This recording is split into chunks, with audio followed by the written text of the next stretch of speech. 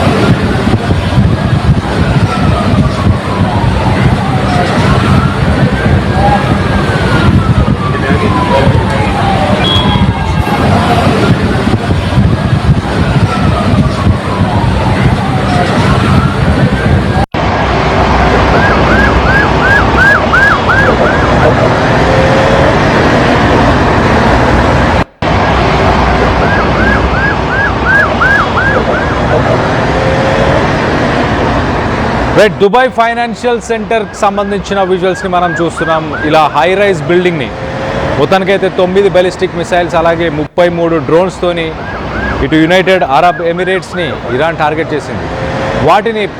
వాటిని ఇటు United Arab ఎమిరేట్స్కి సంబంధించిన మినిస్ట్రీ ఆఫ్ డిఫెన్స్ కన్ఫర్మ్ చేసింది. అలాగే వాటిని ఇంటర్సెప్ట్ చేశాము, వాటిని న్యూట్రలైజ్ చేశామంటూ ఇటు యునైటెడ్ అరబ్ ఎమిరేట్స్ ఆ గవర్నమెంట్ చెప్పుకొచ్చే ప్రయత్నం చేస్తుంది. కానీ ఆ న్యూట్రలైజ్ చేసిన తర్వాత కూడా ఆ డ్రోన్స్ మిసైల్స్కి సంబంధించిన డెబ్రిస్ అంటే శకలాలు అవన్నీ కూడా ఆ పరిసర ప్రాంతాల్లో ఉన్న బిల్డింగ్స్ పైన కావచ్చు వీటన్నిటిపైన పడడంతో మొత్తానికైతే భారీ ఎత్తున ధ్వంసం. ఇటు దుబాయ్ గవర్నమెంట్ ఇటు యునైటెడ్ అరబ్ ఎమిరేట్స్కి సంబంధించిన గవర్నమెంట్ కూడా ఇటు దుబాయ్ అబుదాబి ఈ ప్రాంతాల్లో ఉన్న ప్రజలందరికీ కూడా అలర్ట్ మెసేజ్లను పంపిస్తున్నారు. ఎప్పటికప్పుడు మిసైల్స్ ఆ దేశ భూభాగాన్ని ఎంటర్ అవ్వగానే అయిన వెంటనే మిసైల్స్ పడే అవకాశం ఉంది, కొంత షెల్టర్ని తీసుకోవాలి అంటూ మొత్తానికైతే ఇటు ఆ గవర్నమెంట్ చెప్పుకొచ్చే ప్రయత్నం చేసింది. అలాగే ఫుజైరాకి సంబంధించి ఒక ఆయిల్ ఇండస్ట్రీ జోన్లో కూడా మంటలు అంటుకున్నట్టు తెలుస్తుంది. ఇటు టెల్ అవీవ్ అలాగే ఇజ్రాయెల్కి సంబంధించిన మిగతా ప్రాంతాల్లో కూడా అలాంటి పరిస్థితులు నెలకొన్నాయి. మొత్తం మీద ఇటు గల్ఫ్ దేశాల్లో దాదాపు 110 ఎయిర్పోర్ట్లు ప్రస్తుతానికి ఉంటాయి. ఆ 110 ఎయిర్పోర్ట్ల నుంచి ఇటు దుబాయ్ కావచ్చు అబుదాబి ఈ 2 ఇంటర్నేషనల్ ఎయిర్పోర్ట్స్ నుంచి మనం చూస్తే కనుక మొత్తంగా ఒక 5 లక్షల మంది ప్రయాణికులు ప్రస్తుతానికి ఇరుక్కుపోయారు. ప్రతిరోజు దాదాపు కొన్ని లక్షలాది మంది ప్రయాణికులు ఇటు దుబాయ్ నుంచి ఇటు అలాగే మిడిల్ ఈస్టర్న్ కంట్రీస్ నుంచి ఇటు యూరోప్కి కానీ ఇటు సౌత్ ఈస్ట్ ఏషియన్ కంట్రీస్కి కానీ ప్రయాణిస్తూ ఉంటారు. ఇటు యూరప్ నుంచి సౌత్ ఈస్ట్ ఏషియన్ కంట్రీస్కి రావడానికి దుబాయ్ ఒక స్టాప్ ఓవర్.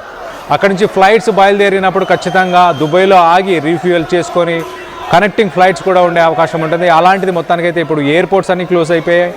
అక్కడ దుబాయ్, అబుదాబి, అలాగే యునైటెడ్ అరబ్ ఎమిరేట్స్, ఈ ప్రాంతాలు, యునైటెడ్ అరబ్ ఎమిరేట్స్కి సంబంధించిన ఈ సిటీస్లో ఫుజైరా, అలాగే ఇటు అబుదాబి, ఇక్కడ ఉన్న పోర్ట్స్ని మూసేయాలంటూ ఇటు దుబాయ్ కోరుతుంది. ఇటు ఇరాన్ హెచ్చరికలు జారీ చేసింది. అక్కడ సివిలియన్స్ ఎవరైతే ఉన్నారో వాళ్ళందరూ కూడా ఆ సిటీస్ని, ఆ పోర్ట్ ఏరియాస్ని కూడా వదిలి వెళ్ళాలి.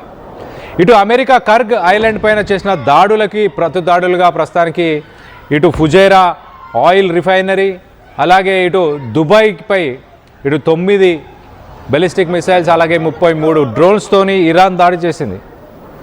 ఇటు భారత ప్రభుత్వం, ఇటు ఇండియన్ ఎంబసీ కూడా, అక్కడ ఉన్న ఇండియన్ రెసిడెంట్స్కి కూడా ఒక హెచ్చరికని జారీ చేసే ప్రయత్నం చేస్తుంది. చాలా క్లియర్గా మీరందరూ కూడా సురక్షితమైన ప్లేసెస్లో ఉండే ప్రయత్నం చేయండి.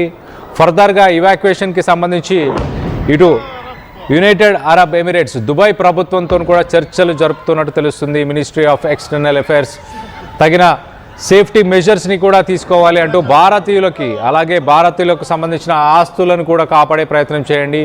ఇండియాకు సంబంధించిన వెజల్స్, షిప్స్ కానీ వీటన్నిటిని కూడా కాపాడే ప్రయత్నం చేయండి అంటూ ఇటు ఇండియాకు సంబంధించిన ఎక్స్టర్నల్ అఫైర్స్ మినిస్టర్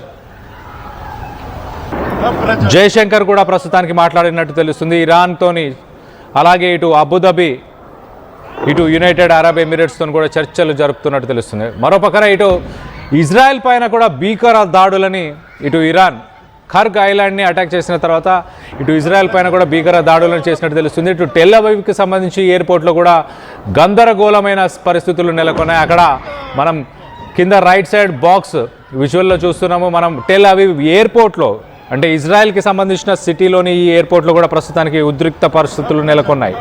ఇటు దేశం విడిచి వెళ్ళలేని పరిస్థితి, అలాగే దేశంలో ఉండలేని పరిస్థితి అక్కడ ప్రజలు ఎదుర్కొంటున్నట్టు, ఇరాన్ ఎప్పటికప్పుడు దాడులను ఉధృతం చేస్తున్నట్టు కూడా తెలుస్తుంది. దానికి సంబంధించిన విజువల్స్ని కూడా మనం చూస్తున్నాం.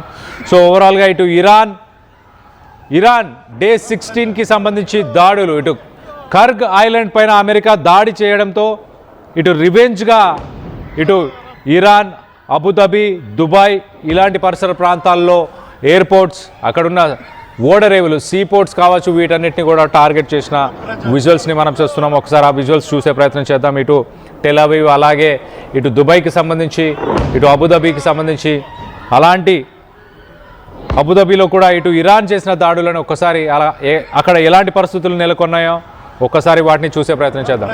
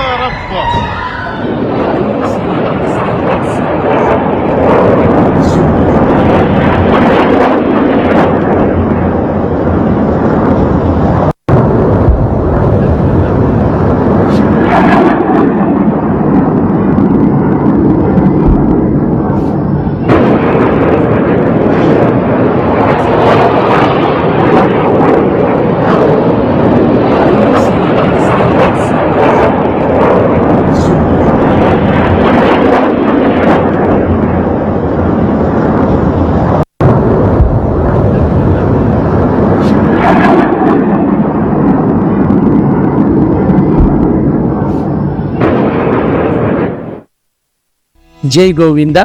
అనంతరాజ్ ఆశ్రయ్ వారు తిరుపతి ఇంటర్నేషనల్ ఎయిర్పోర్ట్ కి ఎదురుగా ఎంఎన్సి కంపెనీస్ మధ్యలో మెడికల్ కాలేజ్ మరియు ఇంటర్నేషనల్ స్కూల్స్ కు అతి చేరువలో అనంతరాజ్ ఆశ్రయ్ ప్రాజెక్ట్ ను కన్స్ట్రక్ట్ చేస్తున్నామండి. కేవలము 19 లక్షలకే మీకు 2 BHK హౌస్ లో అనంతరాజ్ ఆశ్రయ్ లో పొందవచ్చును.